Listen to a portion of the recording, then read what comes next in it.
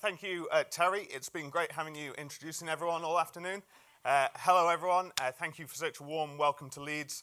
It's always great to come here and always great to meet so many like-minded technical people. It's been great listening to all the talks today. As we were saying, I work for the NHS Leadership Academy and am part of a multidisciplinary team. So we're tasked with improving leadership at all levels of the NHS, which is about 1.4 million users, which may not sound large in sort of Facebook terms, but if you think that most of our users are on IE6, doing like interactive content is really quite fun. We've just spent the last year working on a new front-end framework with some small-time independent guy called Harry Roberts. I don't know if anyone's heard of him. So I could talk to you about front-end stuff. We've been doing some really good work with kind of NHS brand and government digital service principles. But I think we've had a lot of talks that, people far more qualified to do that than me. So I'm really grateful for Harry and Josh encouraging me to do a talk a little bit about mental health, which is something very close to my own heart. I want to start by telling you a story. It's almost 5 years to the day that I woke up and went to work for the first time in nearly 4 months. It was the end of 2012. I thought my career was doing really well. It was on the track that I'd been aiming for. Kind of stuff was going really well. I'd kind of recovered from being made redundant from my first job. I'd sidestepped and not been made redundant from my second job. I'd spent a few years running or helping run a digital agency, doing some really cool project work, really enjoying the work we were doing, working with some fantastic clients, fantastic people. Life seemed really good. I was really happy, work was really flexible, it was great. But a week before Christmas, it turned out that the finances of the company weren't quite what I'd been led to believe. The taxman really needed paying, and there was basically no money left for wages for people who were my friends, my colleagues, a week before Christmas. To say I was devastated is a massive understatement. I worked all the way through Christmas and New Year, just trying to salvage something for people I really cared about. And then sometime in the first week in January, I crawled into bed, and I'm not sure I ever wanted to see the world again.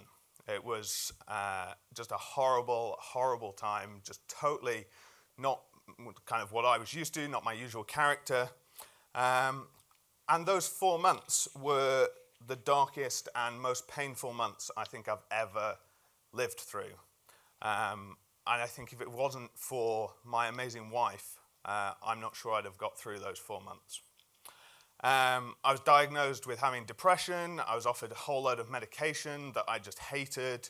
And I just don't remember really functioning for those 4 months of my life. So why am I telling you this story? Well, we've all got mental health. And I'm sure I'm not the only person in this room who has suffered from mental ill health. If you look at the NHS digital data between 2014 and 2017, a third of all sick notes signed by UK GPs were for some kind of mental health issue. And even if you don't care about mental health, and you think, well, why would I care about that? It's estimated mental health cost UK business £35 billion last year. So I think it's a really important thing from a human point of view and a business point of view that we kind of start to tackle some of these issues. And my hope today is that by starting some conversations, we can start to make an impact on those stats and start to look after one another a bit better. There are loads of things that can trigger mental ill health: bereavement, breakdowns in relationships, having children, starting a new job, coping with kind of increases in workload, poor relationships, poor physical health, loads of things that can contribute to it and just catch you completely off guard. I think in the tech industry, it's really easy for us to let those signs go unnoticed. We're so connected now. We've got Skype and Slack and smartwatches and social networks, and it feels like, we're always talking to people and always engaging with people.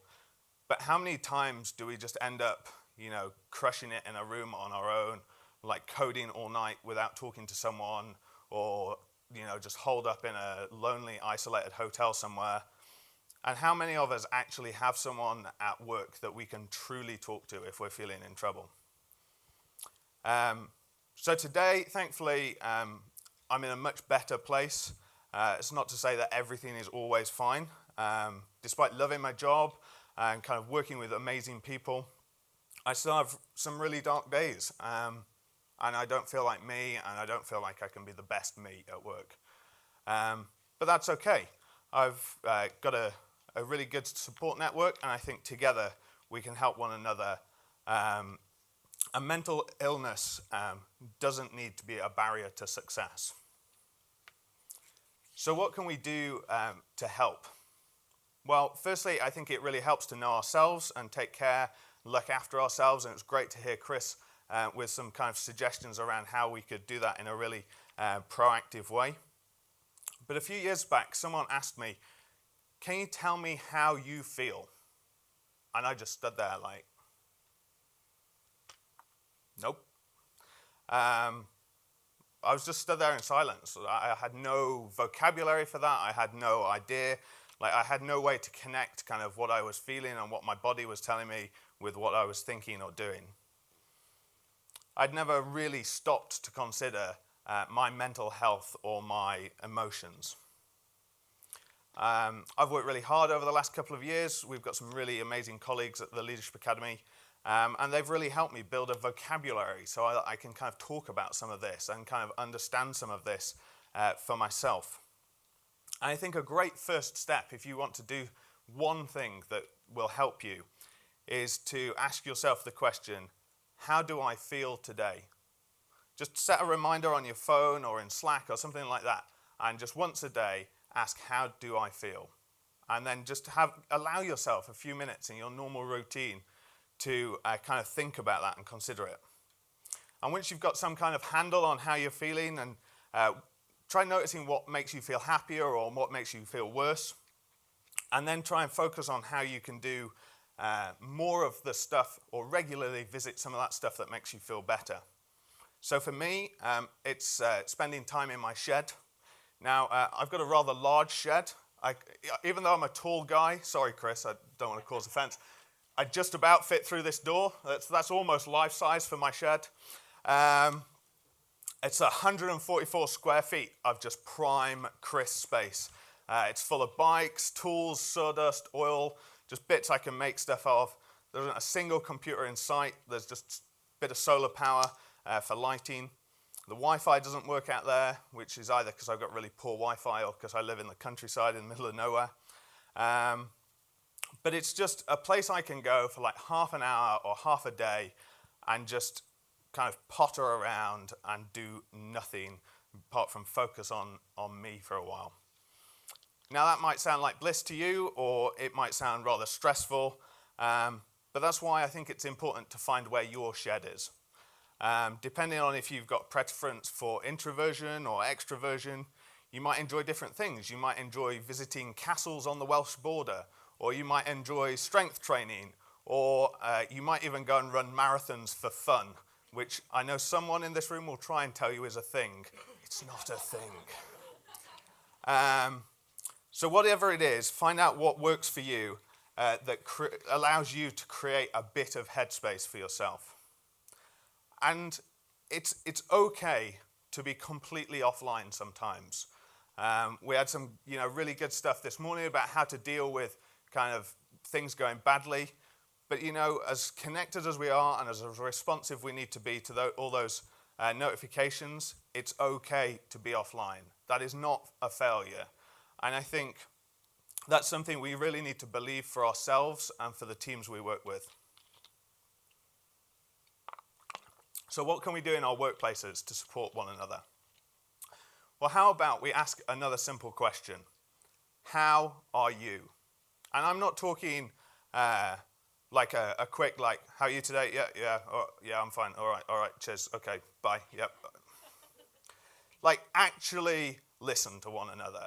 Like, actually, like, I mean, it's great if it's something you hear in the office a lot, but I think we can often focus on like deadlines, what people are doing, what their title is, what their position is, and we kind of forget some of that humanity and forget that we actually work with human beings and could care about our fellow human beings.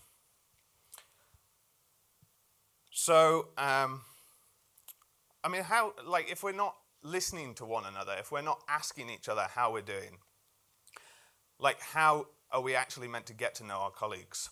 You know, if you look at me on this stage today, can you tell what hotel I stayed in, or what music I listened to before I came on the stage, or even what I had for breakfast this morning?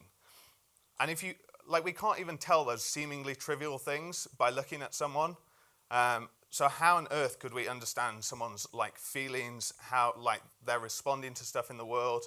Like, there's no way me stood up here today you could tell if I had a fight with my wife on the phone last night, or like if I ever get a good night's sleep, or if I've got some kind of hidden disability or illness going on that you don't know about.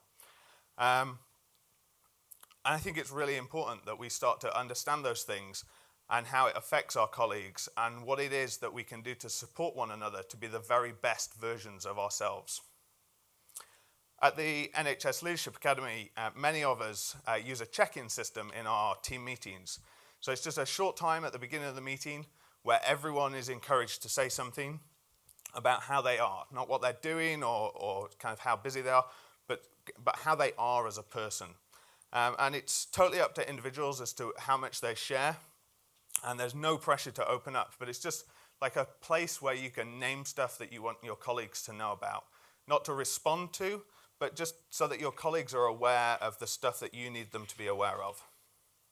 We've also got a great team at the Academy who organise a regular health and well-being day. We get experts to come in and talk to us about a whole range of topics. We can try sessions in like yoga or meditation.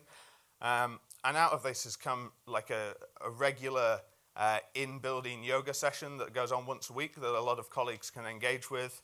And also we've seen engagement with like our professional occupational health colleagues has really gone up, and people are now looking to them to support them when they're facing different issues.